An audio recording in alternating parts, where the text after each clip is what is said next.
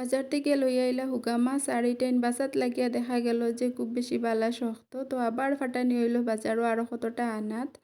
আর এবার দিয়া বাসা শুরু হয়ে গেছে গিয়া, ছোটোটাইন আলাদা করিয়া রাখা ওর আর মিডিয়ামটাইন আলাদা। বাসা শেষ হয়েছে না, অর্ধেক বাসা হয়েছে, আবার লইয়া আইলা আরও কতটা। তো এইটাই নডালিয়া একবারে বাসাত লাগি যায় মুগিয়া, কারণ এটা তো ছোটো আর বাঁচতে বহুত সময় লাগি যায় গিয়া। বাদরবার বাজারও হুগা মাছ আনাত গিয়া লগে লইয়া আইলা কচুর মুখি, কারণ হুগা মাছ দিয়ে কচুর মুখির কম্বিনেশন খুব বেশি মিলে। আর এবার দিয়া মাছ বাছা শুরু হয়ে গেছে গিয়া, আর এবার দিয়া কচুর মুখিও বাছা ওর।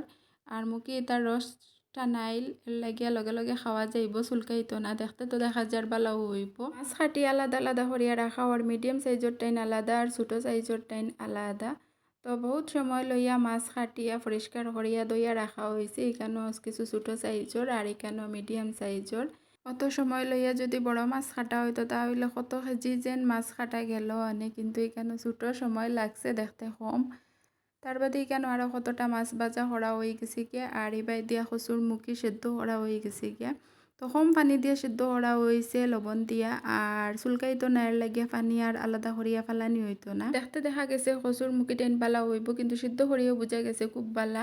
আর নয়া উঠানির বাদে রস থাকে, এর লাগিয়াও কিছু চুলকায়। এটাইন কিছু রস টানাইল বাজার থেকে আনা হয়েছে, আর লগে লগে রান্না করাও হয়ে যার। অন্যদিন বাজার থেকে আনলে রসালা থাকলে 4-5 দিন রাখিয়া রস টানাইয়া এর বাদে রান্না করিয়া খাওয়া হয়।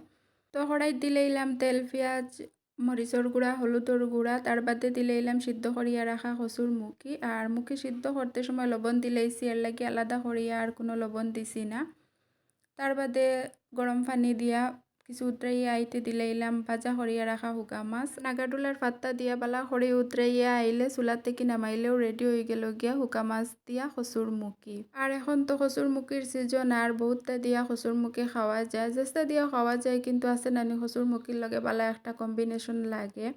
যেমন আইজ বানাইছি হুগা মাছ দিয়া কচুর মুখি দিয়া, আরও বানাইমো ইলিশ মাছ দিয়া কচুর মুখি দিয়া, চিংড়ি মাছ দিয়া কচুর মুখি দিয়া, ট্যাংরা মাছ দিয়া কচুর মুখি দিয়া, শীতল শুটকি ওটা দিয়া কচুর মুখি দিয়া। তো এটার লগে বালা কম্বিনেশন হয়। আর মাংস দিয়া বানাইয়া একদিন খাইয়া দেখছি, আমারও তো বেশি বালা লাগছে না। কচুর মুখির লগে আরও কিতা কিতা বালা কম্বিনেশন জানা থাকলে সেওর কমেন্ট করিয়া জানাইবা, আমি বানাইবার ট্রাই করমু। আর কচুর মুখি রান্না করার প্রসেস তো সেম, তাকে শুধু মাছ বদলে, মাছের জায়গার ধরেন চাপিলা, ইলিশ, ট্যাংরা, চিংড়ি, আরও কিছু কিছু যার যেটা ইচ্ছা দেওয়া যায়, সব ধরনের মাছও দেওয়া যায়। তো রান্না করিলাইলাম হুগা মাছ দিয়া কচুর মুখি, আর মুখিটাইন খুব বালা পারফেক্ট সিদ্ধ হয়েছে, না গলছে না আস্তা রয়েছে। তো কিলা লাগলো কমেন্ট করিয়া জানাইবা, আর রেসিপি বালা লাগলে বানাইবার ট্রাই করবা।